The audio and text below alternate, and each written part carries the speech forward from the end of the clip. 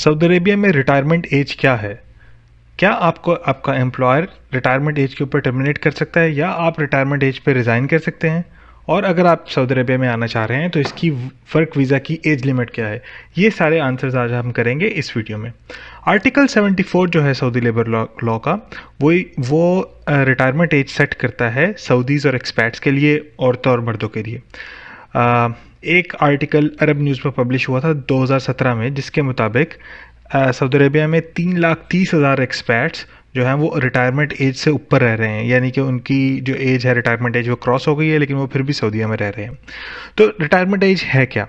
Article 74 ये कहता है कि रिटायरमेंट एज जो सऊदी और एक्सपैट दोनों जो मेन हैं उनकी, यानी कि मर्दों की रिटायरमेंट एज जो है वो 60 साल है और जो औरतों की रिटायरमेंट एज है वो 55 साल है। लेकिन वो मर्द जो गवर्नमेंट सर्वेंट्स हैं, यानी कि गवर्नमेंट जॉब्स कर रहे हैं, उनकी रिटायरमेंट एज 62 ईयर्स है।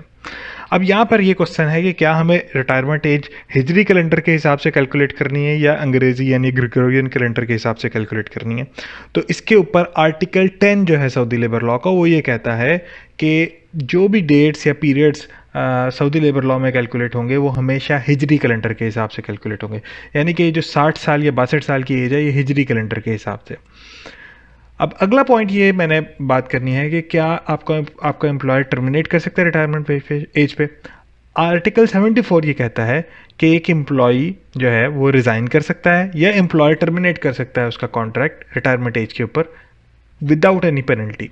इसका मतलब क्या है? इसका मतलब है कि अगर एम्प्लॉई रिटायरमेंट एज के ऊपर रिज़ाइन करता है तो उसको full end of service benefit मिलेगी।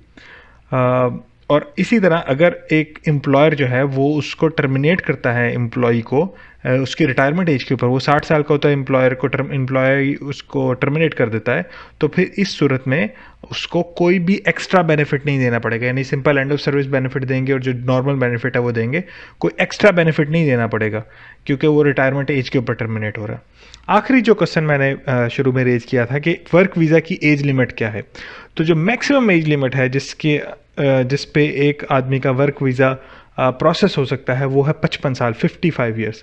अगर आपकी एज 55 साल से ज़्यादा है तो सऊदी एम्बेसी आपका वर्क वीज़ा स्टैम्प नहीं करती आपके पासपोर्ट के ऊपर। लेकिन इकामा रिन्यूअल के लिए कोई एज लिमिट नहीं है, इकामा रिन्यूअल किसी भी एज में आपका हो सकता है।